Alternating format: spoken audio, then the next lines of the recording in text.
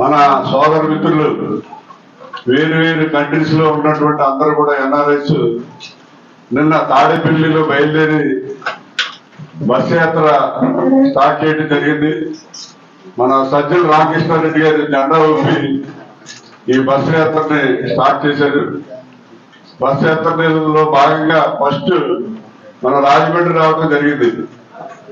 ఉమ్మడి గోదావరి జిల్లాలో 10 రోజులు ఇక్కడ క్యాంపెయిన్ చేసి ఇక్కడ ఉన్నటువంటి ఎమ్మెల్యే క్యాండిడేట్లు ఎంపీ క్యాండిడేట్స్ కి సపోర్ట్ గా జగన్ గారిని గెలిపించాలని చెప్పి క్యాంపెయిన్ చేయడం జరుగుతుంది.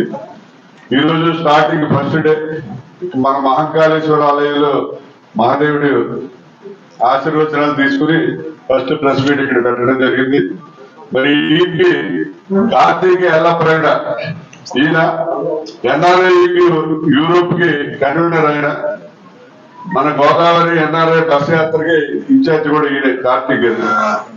నెక్స్ట్ భవిగడ్డ బ్రహ్మానందరెడ్డి గారు, ఈయన స్విట్జర్లాండ్ నుంచి వచ్చారు.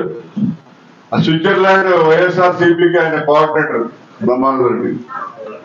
అలాగే వంగ సారథిరెడ్డి గారు, ఈయన నెదర్లాండ్స్ నుంచి వచ్చారు. నెదర్లాండ్స్ కి వైఎస్ఆర్ సిపి కోఆర్డినేటర్.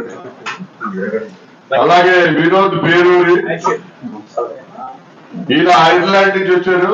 ఐర్లాండ్ కి వైఎస్ఆర్ సిపి కోఆర్డినేటర్.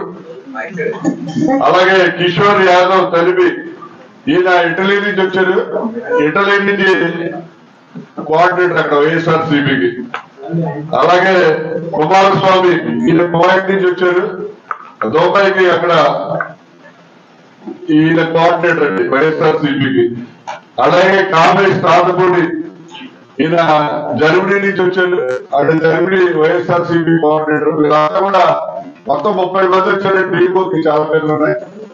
వీళ్ళందరూ కూడా ఏంటంటే ఆయా కంట్రీస్ లో వైఎస్ఆర్ సిపి తరఫున కోఆర్డినేటర్స్ ఉండి రిప్రజెంట్ చేస్తారు.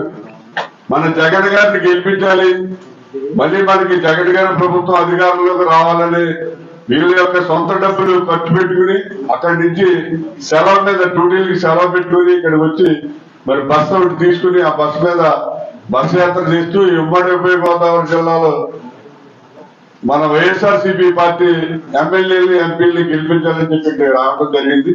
మరి వాళ్ళందరికీ కూడా మన రాజమండ్రి ఉమ్మడి గోదావరి జిల్లాలో వైఎస్ఆర్ సిపి తరఫున, ముఖ్యంగా మన రాజమండ్రిలో ఉన్నటువంటి ప్రజల తరఫున అందరికీ కూడా వీళ్ళందరికీ కూడా స్వాగతం తెలియజేస్తున్నాం. ఇప్పుడు మన